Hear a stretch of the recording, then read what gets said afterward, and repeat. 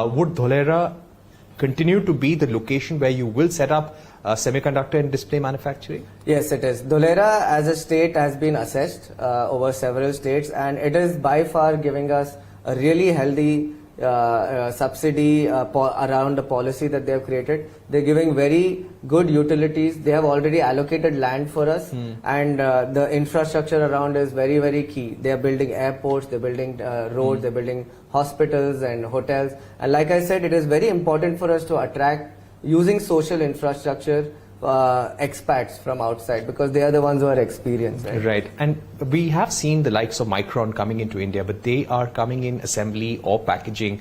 Does that somehow change your priorities? Will you stick to your plan of setting up a foundry, or would you look at other segments of semiconductor manufacturing first? So semiconductor in our country is about $30 to $40 billion already. That will become about $80 to $100 billion, right? There's enough piece of the pie.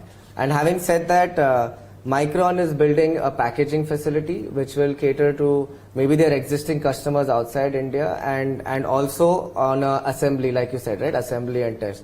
We might be collaborating with Micron later anyway. We might be doing packaging ourselves, right? There is enough piece of the pie for us to create that ecosystem. But foundry is the nucleus. If it is a value add for our industries, you're talking about 40 to 50% of the BOM of creating a handset. It is to make display and semiconductor together, and that is the essence of making that whole ecosystem active.